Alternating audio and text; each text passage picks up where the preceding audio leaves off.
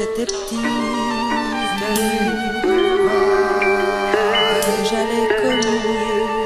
Quand la chair est irritée, comme mes jantes font frissonner. J'ai la peau sous cellophane comme de la viande conditionnée. À la chaîne on s'y connaît, les mécréances font pistonner. Y'a plus de sécurité que dans une cellule capitonnée. C'est pour les fous, pour les paumés, souvent avec les droits bafoués, qui finissent par se décorer en faisant des avant-bras tatoués. Tu verras tout style de trait, surtout pas des croix gammées. De la vaseline en guise de crème, des clients qui ont les doigts croisés. Tu peux pas nous amadouer, j'ai la peau dure comme du cuir. Tu vois bien que je suis un raclo, capable du meilleur comme du pire. Un Kamaz au saut du lit, avec la rue on communie. Mon tatouage et mon que seront tous deux des grosses tueries pour faire jaser les commères et faire douiller les faux frères. Ah, c'était une passion quand j'étais plus jeune, maintenant ça fait un moment que j'ai arrêté.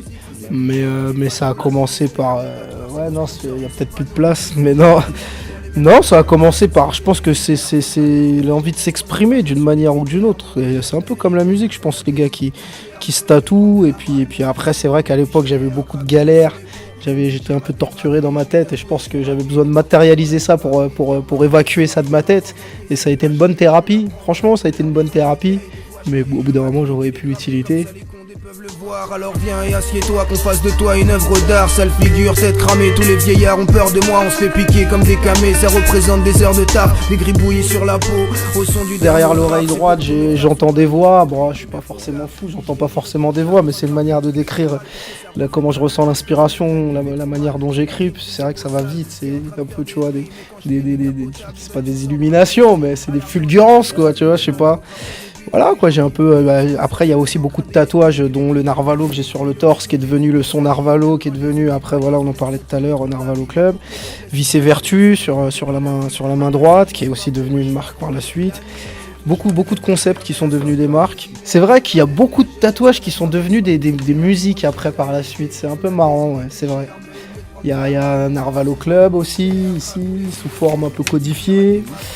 Voilà, ici une couronne avec marqué Narvalo, Montreuil-sous-Bois 93, les origines. Je me suis tatoué Horizon aussi, c'était mon premier tatouage, c'était mon premier label, Horizon Prod, à l'époque avec Paco, Bazané. Voilà, l'œil dans le dos, histoire de conjurer le mauvais sort et les gens qui parlent dans ton dos. La tombe de mon père et la tombe de mon grand-père sur le bras gauche, tout a un sens, hein. Tout a un sens. J'aime bien ma chouette et mon chat. Mon chat au gros cigare. Non ouais, j'aime bien. Après, il y a beaucoup de gens qui comparent, des potos qui me comparent un peu à un zoo parce qu'il y a beaucoup d'animaux.